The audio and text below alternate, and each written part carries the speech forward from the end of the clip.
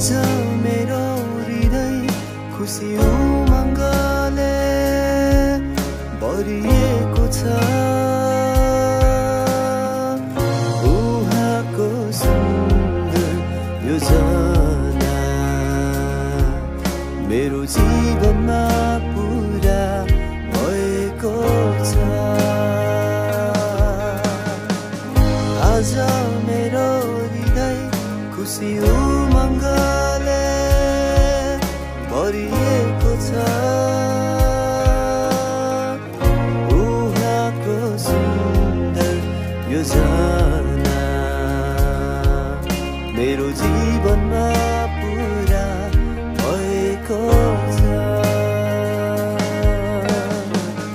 धन्यवाद प्रभु तपाईलाई, तपाईको सुन्दर उपहारको निम्ति।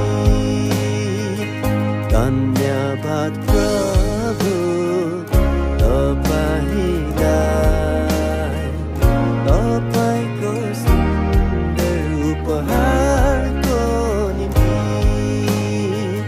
तपाईको प्रेमले प्रेम गर्न, तपाईको सुन्दरताले सधैँ हेर्न सिकाउनुहोस् येशू,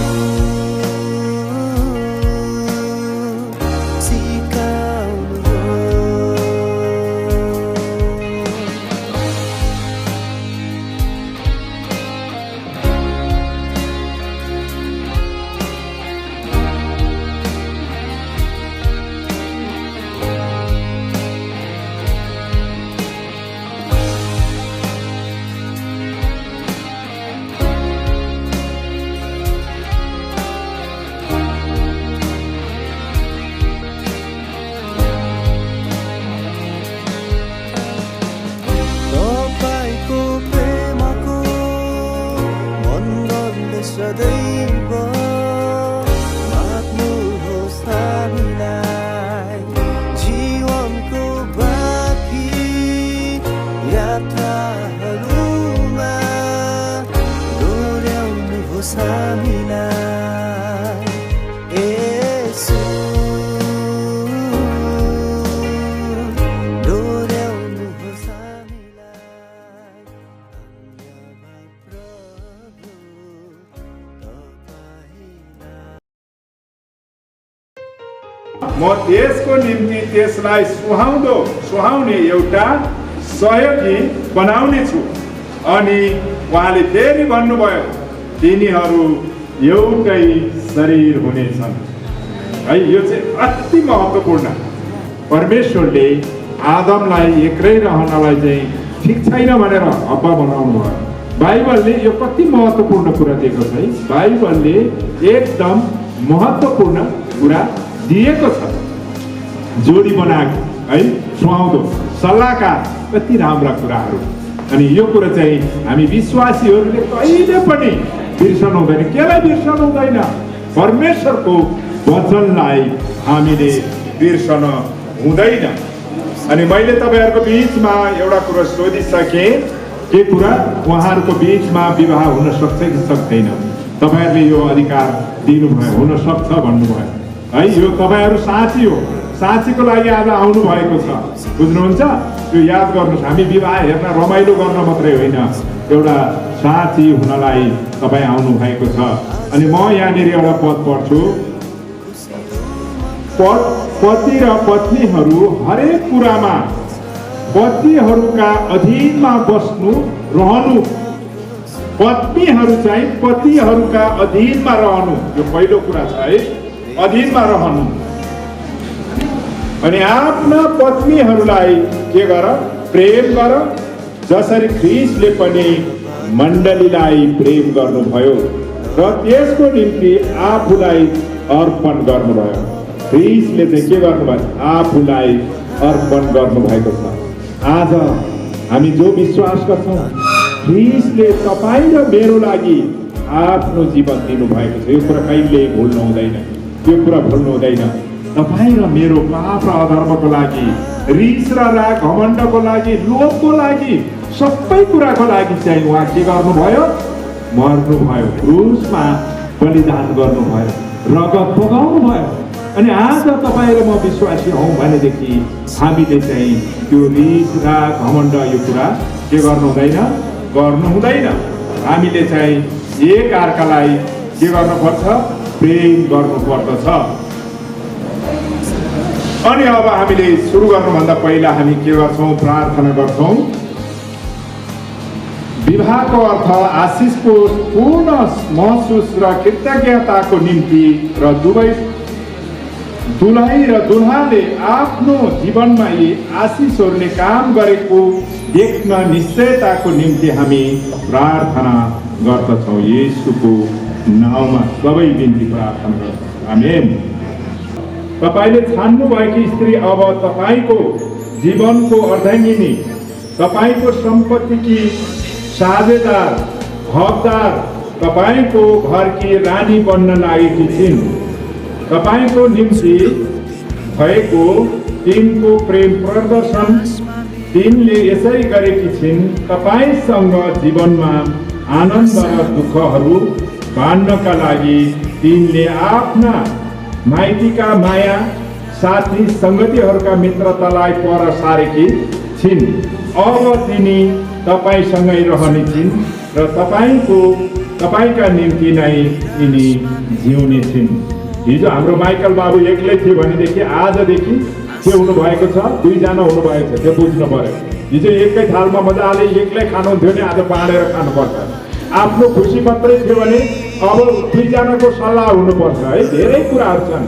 अब हिजो एक्लै थियो भने आज दुईजना होइन, यो चाहिँ कुरा बाबुले बुझ्नुपर्छ। अनि दुलाईको लागि, नानीको लागि भन्छु, तपाईँ पनि गहन जिम्मेवारी वहन गर्नुपर्ने, जसले तपाईँसँग विवाह गर्न लागेको छन् उनले कष्टको समयमा तपाईँको सान्त्वनाको अपेक्षा गर्ने छिन्। तपाईँको मुस्कान उनको अति चम्किलो दिन आइपर्नेछ। तपाईँको स्वर उनको अति स्वादिष्ट सङ्गति, तपाईँको परिश्रम उनको सबैभन्दा ठुलो सम्पत्ति, तपाईँको जगेर्ना उनको कारिन्दापन, तपाईँका अठोटहरू उनका विश्वासयोग्य सल्लाहकार र तपाईँका प्रार्थनाहरू स्वर्गको न्यायालयसम्ममा उनको अति सक्षम हुनेछन्। यो कुरा बुझियो है आज। अनि मलाई के लाग्छ भने एउटा श्रीमान बाहिर घुमेर आउँछ होइन, श्रीमतीहरूले त कहाँ घुमेर आइस् भनेर भन्नुभन्दा उसलाई चिसो पानी ल्याएर होइन, माया गरेर मिठोसँग बोलिदिनु, यो एकदम राम्रो हो। बहिनीले, भाइले बाहिर गएर काम गरेर कमाएर माया गर्नु पर्यो, एक्लो भएन। अब दुईजनालाई पाल्नु पर्यो। अनि श्रीमतीको गहन जिम्मेवारी भनेको चाहिँ कहिले पनि श्रीमान कुन कुरोमा फोक्तिर आछ, कुन कुरो ठक्कर खाएर आछ होइन बाहिरबाट, तर आउँदाखेरि रिसाउने होइन, घमण्ड गर्ने होइन, मिठासले बोल्नुपर्छ भन्ने कुराहरू। त दिनभरि हल्लिएर आइस भन्यो भने के हुन्छ? श्रीमानलाई गाह्रो लाग्छ। के कुरो थाहा हुँदैन, श्रीमान बाहिर कुटुम्बमा परेको छ, थाहा हुँदैन। यो याद गर्नुपर्ने कुरा हामी श्रीमतीहरूले है। अनि माया गर्नुपर्छ भनेर चाहिँ भनिएको छ। अब हाम्रो दुलाहरूलाई म सम्बोधन गर्छु। यस क्रिस्चियन विवाहको सौभाग्यहरू र जिम्मेवारीहरूलाई पूर्ण रूपमा बुझ्नु भएपछि विवाहको पवित्र जीवनमा एकसाथ जिउनको लागि के तपाईँ यी स्त्रीलाई आफ्ना विवाहित पत्नी हुनको लागि लिन तयार हुनुहुन्छ? सुन्नुभयो? अलिक स्वर सानो भयो क्या हो? के हुनुहुन्छ अरे? अब तयार हुनुहुन्छ। खुसीले रहेछ, कति हाँस्नु भएको छ है। माया लाग्दो गरी हाम्रो भाइ प्रभुलाई के हो धन्यवाद।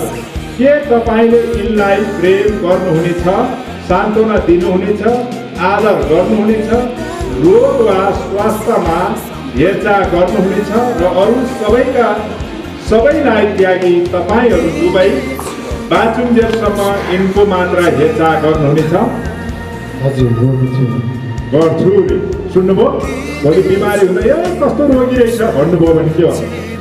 है यो काम नलाग्दैछ भनेर भन्नुभयो भने आजै मैले त अस्ति भनेको छु है तपाईँहरू हुनुहुन्न थियो यो मन पर्दैन भने अहिले नपरौँ है भनेर चाहिँ यो भनेको छ। अनि सधैँ उहाँले के गर्नुहुन्छ अरे हेरचाह गर्नुहुन्छ अरे। तपाईँहरू साथी हुनुहुन्छ उहाँले हेरचाह गर्नु भएन भने तपाईँले गाली गर्न सक्नुहुन्छ रोगमा व्यथामा जेमा पनि। अनि यो एउटा कुरो अघि मैले तपाईँको बिचमा भनिसकेँ यो शरीर चाहिँ के हो एउटै हो एउटा शरीरलाई माया गरेन भने के काम। अनि हामी डिभोर्स किन हुन्छ एउटै शरीर नभएको कारणले। यो हातलाई यता छ यसलाई यता छ भन्दैनौँ होइन एउटा शरीर बाँडिन सक्दैन एकै ठाउँमा रहन पर्ने छ।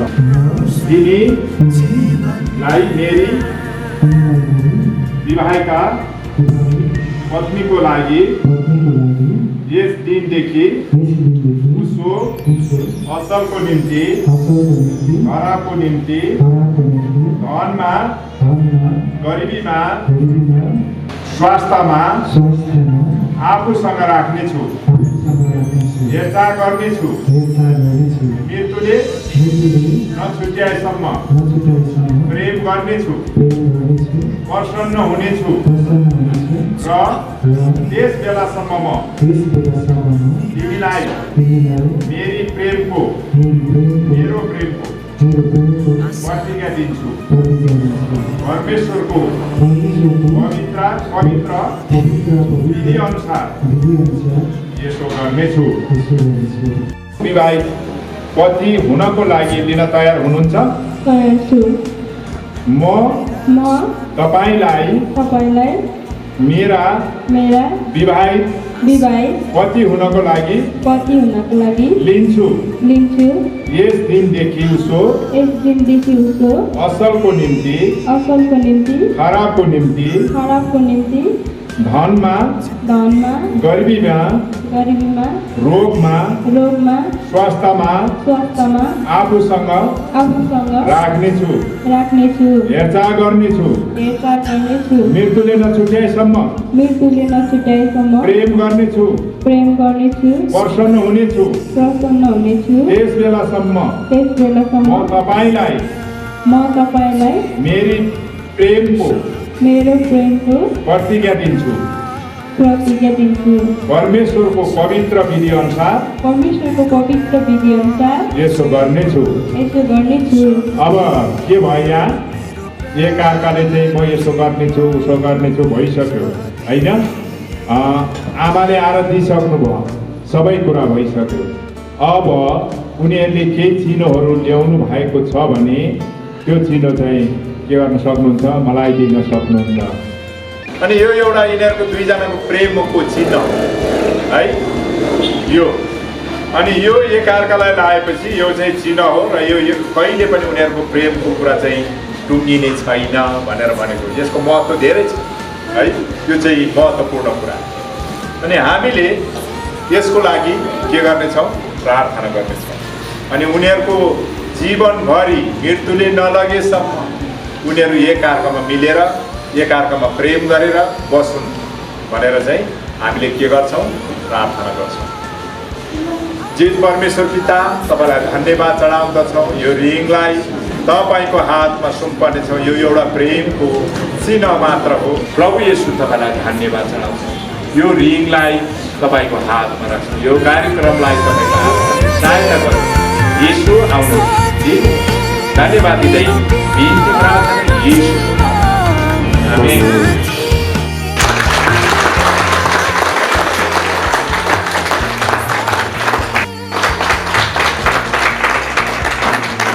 प्रार्थना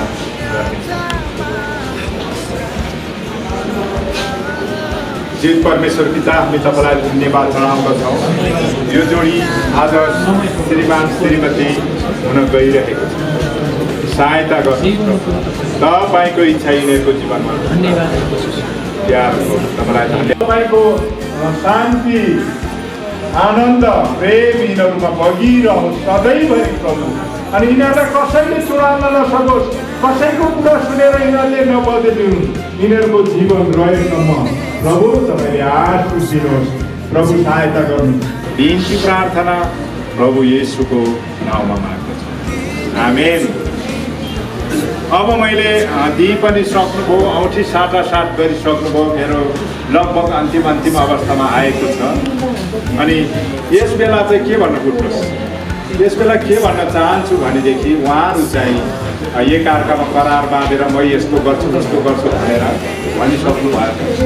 अनि उहाँहरूलाई चाहिँ माइकल तमाङ र उहाँ हामी हुनुहुन्थ्यो। अनि अहिले मैले यो पास्टर भएको उसले चाहिँ उहाँ चाहिँ अब माइकल तमाङ र सन्तोषी तमाङ भएको छ। ताली बजाउँ।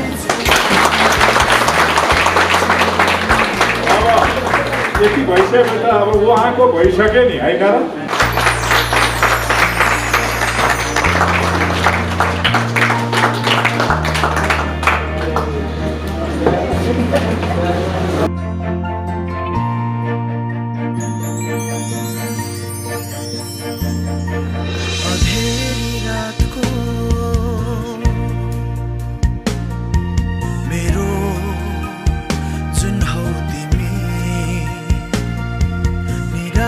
मेरो आशाको किरण तिमी, अधेरी रातको मेरो जुन हौ तिमी, निराशमा मेरो।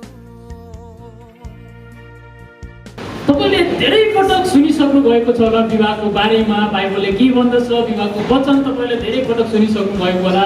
सायद त्यही कुराहरू मैले दोहोऱ्याउँछु होला, कति कुराहरू तपाईले नयाँ कुराहरू थाहा पाउनुहुन्छ होला। यो वचनको समयमा विशेष गरी दुईजनालाई मात्रै होइन, आज जतिजना हामी विवाहित छौँ तपाईँहरूको लागि पनि म केही कुराहरू बाँड्न चाहन्छु। र कतिजना विवाह गर्न अझै बाँकी हुनुहुन्छ होला, तपाईँहरूले पनि एकदम यो कुरालाई सुन्नुहोस्। तपाईले पनि मलाई लाग्छ कि आशिष तपाईले पाउनुहुनेछ र तपाईँको जीवनलाई अगाडि बढाउनको लागि यसले सहायता गर्नेछ। हामी सबैलाई थाहा छ क्रिस्चियन विवाह चाहिँ परमेश्वर स्वयं आफैले चाहिँ आफ्नो इच्छा र योजनामा चाहिँ स्थापना गर्नुभएको एउटा विधि हो। हामी उत्पत्तिको कुरामा उत्पत्तिमा सुरुमै उत्पत्तिलाई हेऱ्यौँ भन्दाखेरि हामी त्यही कुरा नै पाउँदछ। विवाह चाहिँ अरू कुनै मानिसले आएर पछि आएर कोही कसैले स्थापना गरेको, सुरुवात गरेको, कोही कसैको इच्छामा भएको कुरा होइन। तर त्यहाँनिर हेर्दाखेरि चाहिँ परमेश्वर स्वयं आफैले स्थापना गर्नुभएको, परमेश्वर स्वयं आफ्नै इच्छामा भएको कुराहरू हामी त्यहाँ देखिन्छ। उत्पत्ति 2:18 देखि तलतिर पढ्यो भने विशेष गरी विवाहको कुरालाई हामी त्यहाँ पाउँदछौँ। परमेश्वरले सुरुमा आदम एक्लैले बनाउनु भयो, त्यसपछि एक्लै रहन असल छैन भनेर उसको लागि म एउटा सहयोगी बनाउँछु भनेर त्यहाँ तलतिर उत्पत्ति 2:18 देखि तलतिर हेऱ्यो भन्दाखेरि 25 सम्म हेऱ्यो भन्दाखेरि विशेष गरी विवाहको कुरालाई हामी त्यहाँनिर पाउँदछौँ। आज समय अभावको कारण मैले यो खण्डलाई पढ्न चाहेन। तपाईँहरूले बाइबल छ भने पढ्नुहोस् अथवा भर्सहरू टिप्नुहोस्, तपाईँहरू पछि घरमा गएर पढ्न पनि सक्नुहुन्छ। मैले अघि नै भने परमेश्वर स्वयं आफैले बनाउनु भएको, योजना गर्नुभएको कुरा हो। परमेश्वरले आदमको लागि हव्वा बाहेक अरू कुनै कुरा सुहाउँदो भेट्टाएन र अरू कुनै पनि कुराको उहाँले योजना बनाउनु भएन। उहाँले चाहिँ हव्वालाई बनाउनु भयो। के को लागि? सहयोगीको लागि। कसरी बनाउनु भयो? परमेश्वरले चाहिँ आदमको कर्मबाट निकालेर बनाउनु भयो सहयोगीको लागि। माइकल भाइ ध्यान दिनु होला, हव्वा सहयोगीको लागि बनाएको हो र माइकल भाइको लागि सन्तोषी बहिनी आज विशेष गरी सहयोगीको लागि बनाएको कुरा हो। अब माइकल भाइले भरेदेखि खाना पकाउनुपर्छ, कपडा पनि धुनुपर्छ, घर पनि सफा गर्नुपर्छ। किन? बाइबलमा लेखेको छ नि सहयोगीको लागि, होइन? सन्तोषी बहिनी त सहयोग गर्ने हो। तरकारी खाना पकाउँछ होला, तरकारी काटिदिने, लुगा धुँदाखेरि पानी ओसारिदिने, सहयोगी भनेको त्यही होइन त? अब माइकल भाइले सबै कुरो जान्नु पर्दछ। मैले यो तपाईँहरूलाई रमाइलोको लागि गरिएको कुरा हो, त्यो चाहिँ होइन। सहयोगीको लागि विशेष गरी एक अर्काको जीवनलाई अझै सहज बनाएर सफलता जीवन जिउनको लागि, एक अर्का हातेमालो गर्नको लागि परमेश्वरले बनाउनु भएको। परमेश्वरको सेवा गर्दै मृत्यु बाहेक केहीले छुटाउने छैन हाम्रो यो बन्धनलाई येशूको हातमा दिनेछु तिम्रो साथ जीवनभर दिनेछु तिम्रो साथ जीवनभर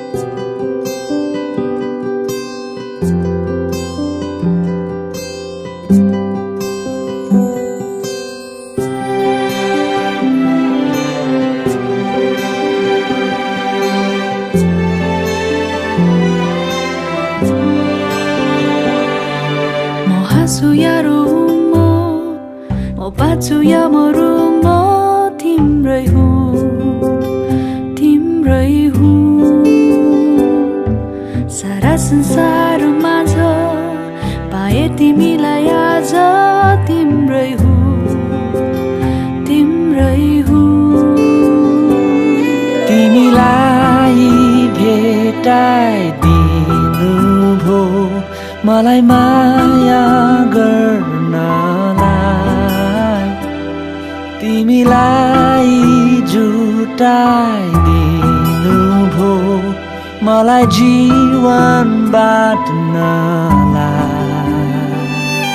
म हाँसु या रोऊँ म बाँचु या मरौँ म तिम्रै हुँ तिम्रै हुँ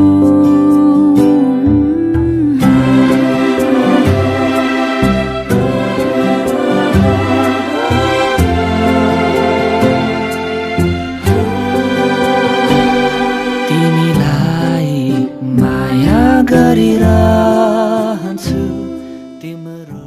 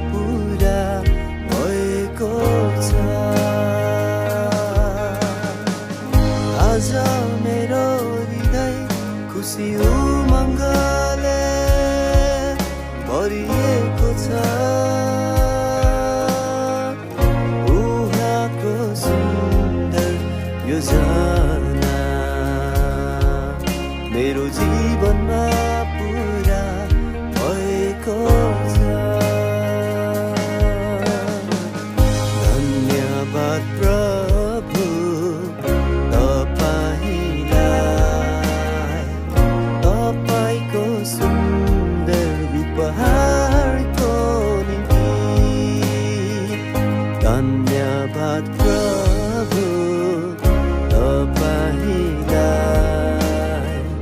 तपाईको सुन्दर उपहारको निम्ति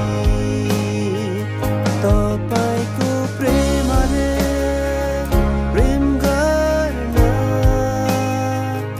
तपाईको सुन्दरताले सधैँ हेर्न सिकाउनुहोस् येशू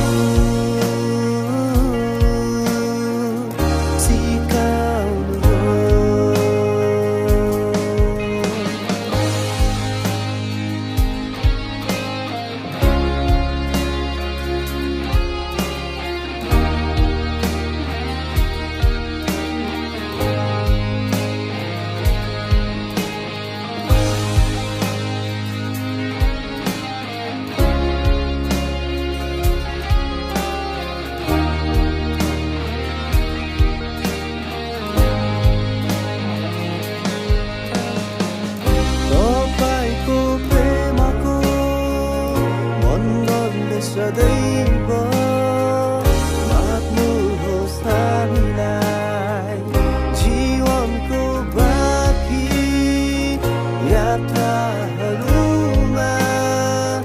डोर्याउनुहोस् हामी